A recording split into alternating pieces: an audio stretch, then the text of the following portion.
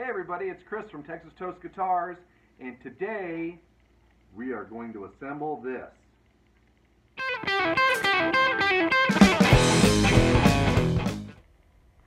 So let's take a look at some of the parts and accessories that we're going to bolt on. They're all parts, Chris.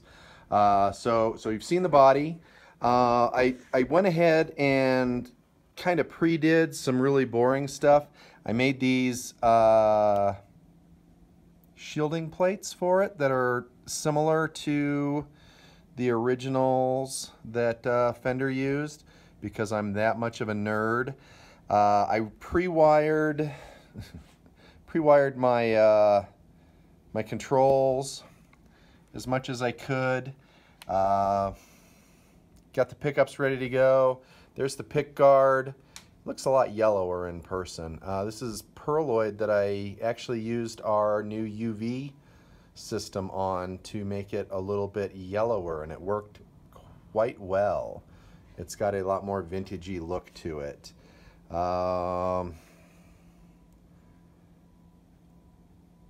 Trem, vibrato. I think at some point I'm going to swap it out for a Mastery, but this is what I have now. That's a new Fender Jazz Master bridge. That is not a Fender plate, that's a Fesker plate. I spent a bunch of money having this custom made. I'm just kidding. Let's get started on this project.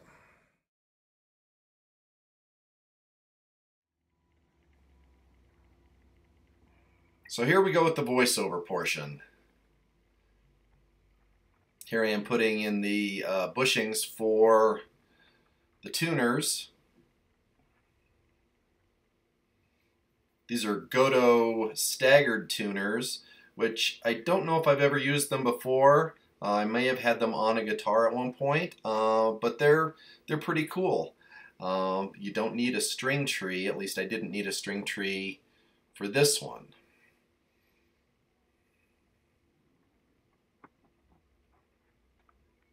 I like to use a straight edge to obviously keep my tuners straight. And you have to get the tuners staggered right. Here I am using the scratch awl to mark the holes that I'm going to drill. Some people call this a sticky pokey. I call it a scratch awl. Actually, I usually call it the sticky pokey. If you've ever been to a class, you will hear me refer to it as that.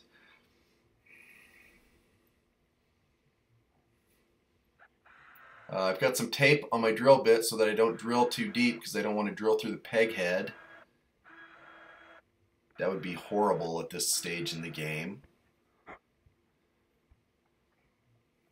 And I've got a little bit of screw wax. And I've got the clutch on my drill. I don't screw these all the way down completely snug. I just screw them down most of the way, and then at the end I'll go back with a screwdriver and snug them up because I don't want to break a screw off in the maple either. That would be really, really horrible. I've done that and it's really, really horrible. Okay, so I don't know if you can see, but there's a little piece of wire that goes from that thimble on the right, and it goes down and it touches the brass shielding that I made. And the only reason for that piece is to ground the pick guard. I covered the back of the pick guard in copper tape for some extra shielding, just like they sort of did on the originals. The originals had an aluminum pick guard shield. But I just used some copper tape and did that. And then I also ground it at the bridge. The thimble ground is more than enough, so I'm not quite sure why I did it other than I drilled that hole fairly early on. I'm not using any screw wax on these because this body wood is pretty soft, and once again I am not running them all the way down with the drill. I'm just getting them close, then I'm finishing them up with the screwdriver. There you can see the the copper shielding tape, and here I am admiring my work. I'm just making sure that everything fits. It's a good idea to double check your ground, because I don't like tearing guitars apart after I put them together. Here's the most important part.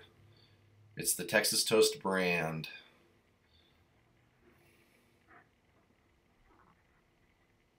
And then I signed it so that the next time I tear it apart, I can remember exactly when I built this guitar. My neck pocket ended up quite a bit tighter than I was hoping it would.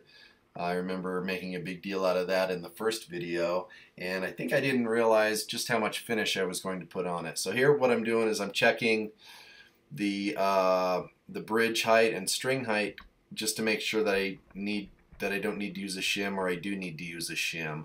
I ended up using one little thin maple shim.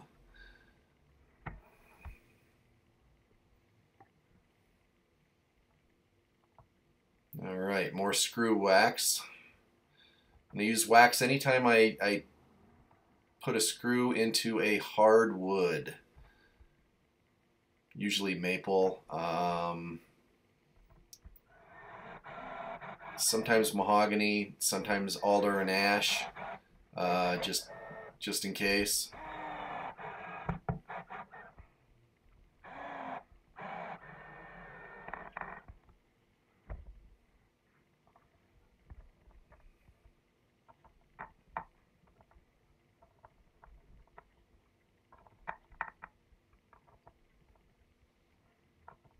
Get those neck bolts good and tight.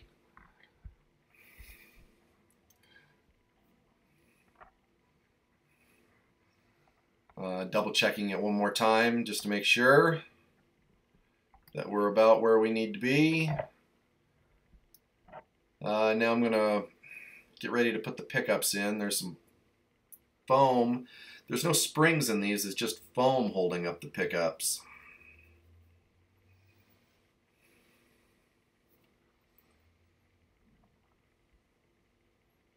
And can I just mention that it's really, really weird assembling a guitar on camera. This was a little bit nerve-wracking for me. I don't quite know why, other than it just was.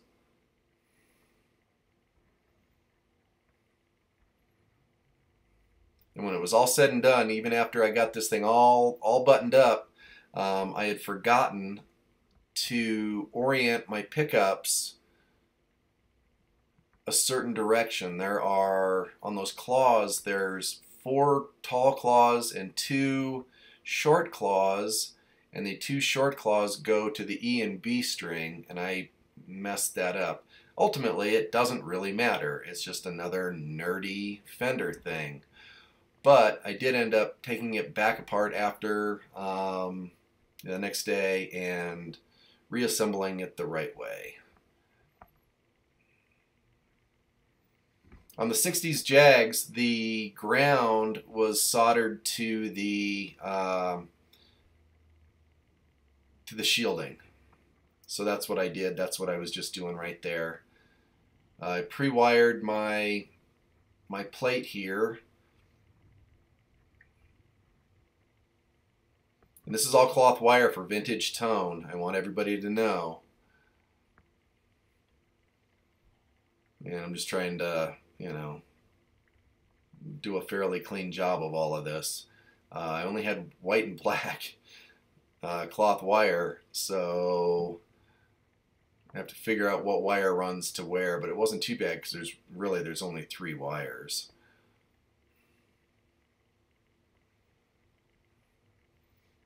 So that's the wire that goes to the volume knob.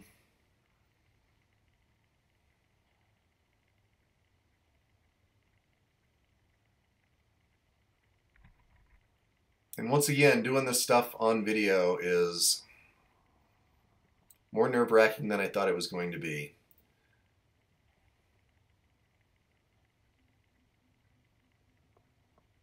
So here's one of the pickups, I'm not sure which. And it has to go to 2 different lugs. if you want it to work in the middle position. I could make the middle position a kill switch. That would be pretty cool. But I actually like the way Jags and Jazzmasters sound in the middle position. It's one of the few guitars that I think that's an actual really good sound.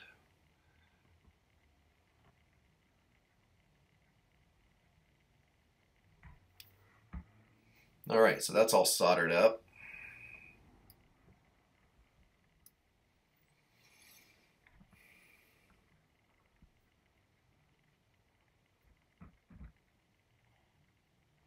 Tinning the wire. This is the ground wire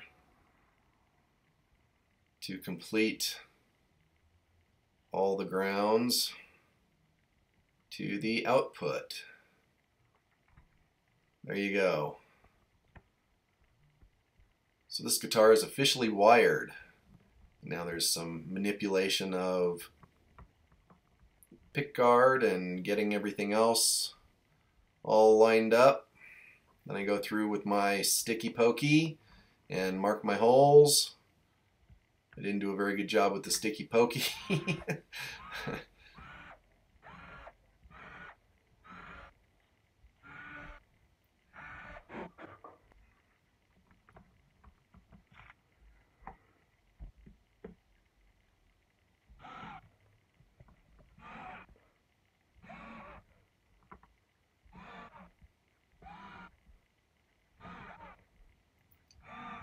Lots and lots of screws.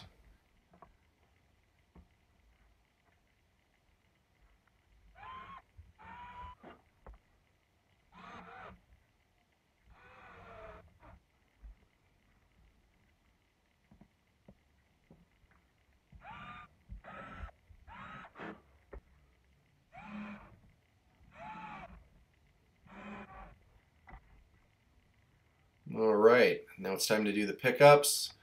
I needed to add more foam. Ultimately, I think I'm going to redo the foam on both of these pickups because I don't like the foam that I used. I don't like the way that the pickups are sitting in there as much as I should, but those are just little nitpicky things. Not sure what I'm doing here.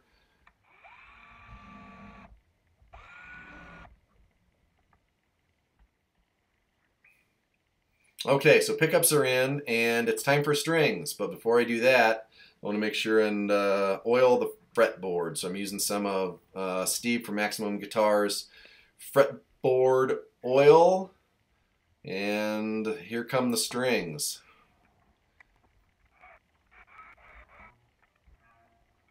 Doing the outsides first, the E's, just to make sure everything's lined up. Because Jags are fairly short scale. Because Jags are short scale, they're 24-inch scale. I use heavier strings. This is an 11 to 52 set, and I think I like them quite a bit.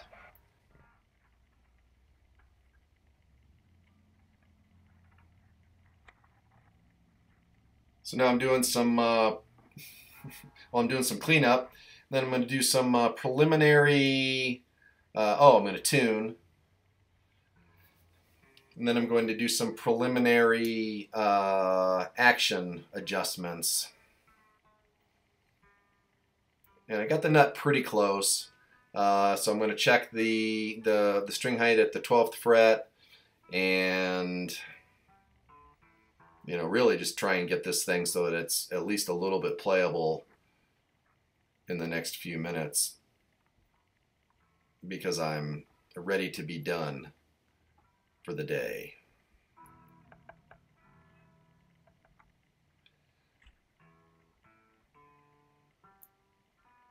So the guitar's all tuned up, and the last thing to do is to make the trem lock work. You put the trem in the lock position, you tune it up, and then you loosen it until the guitar starts going out of tune, and then you can unlock the trem, and the trem will be perfect and beautiful every single time.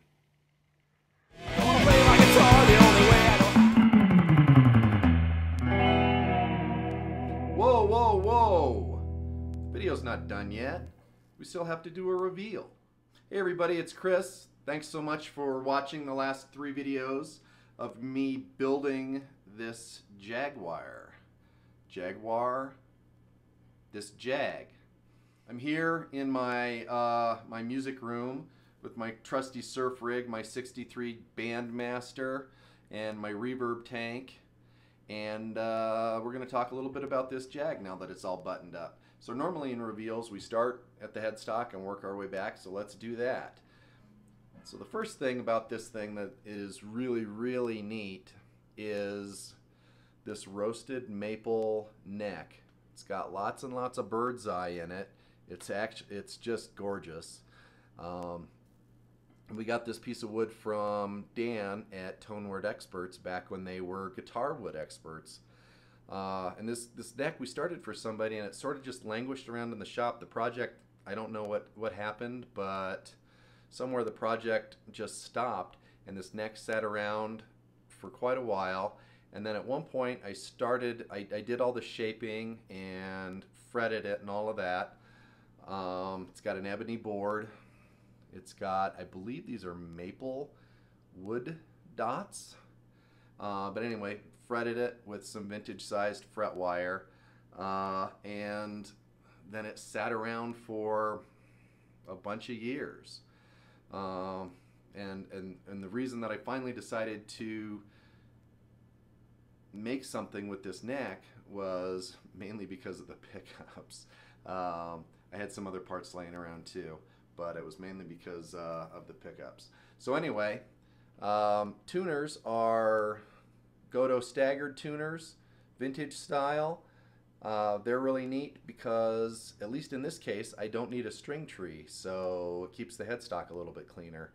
I had some custom decals made from Rothko and Frost, and those turned out pretty nifty. That's my last name on there, so it's not a copyright infringement, I don't think. It might be. The font's a little different too. So as you recall, this body was a really cool piece of roasted pine that was super light, and just as I was hoping, the guitar is now super light. It weighs 7 pounds 6 ounces, which is very, very nice. Jags can be pretty heavy because they've got a lot of extra chrome on them.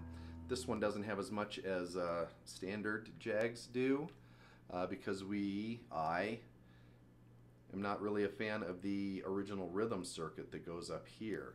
It looks cool, but it's a bunch of extra parts and time and effort, and it's just not something I use. So I redesigned the pick guard using cues from the original Fender Electric 12, and in fact that's where I got this curve, was from an original Electric 12 pick guard. The other place that I changed it up is here. The original Jag has 3 slider switches, one for each pickup on off, and then it has a bass cut switch on it. And it's okay, but I think this 3-way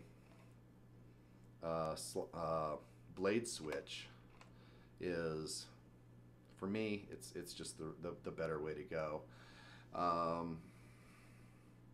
Fender American Professional Jazzmaster bridge, which is a pretty nice piece. It's nicer than the traditional Mustang bridges that everybody seemed to like to use for a long time. Maybe not as nice as a straight Stay Tram or a Mastery, but I think it's just fine. Fender reissue, American reissue Tram, which I think I'm going to swap out for a Mastery Tram just because I think they're so darn nice. Fesker plate on the back. It's not a Fender plate. I spend good money having these made just for me. So anyway, that's and then the paint job, which I think turned out really, really great. In bright sun, it's ridiculously pearly and metallic and just looks like $1,000,000. This is Chris from Texas Toast Guitars reminding you, if you're so smart, do what I did and find a friend that has a YouTube channel. We'll see you next time. Thanks. Bye.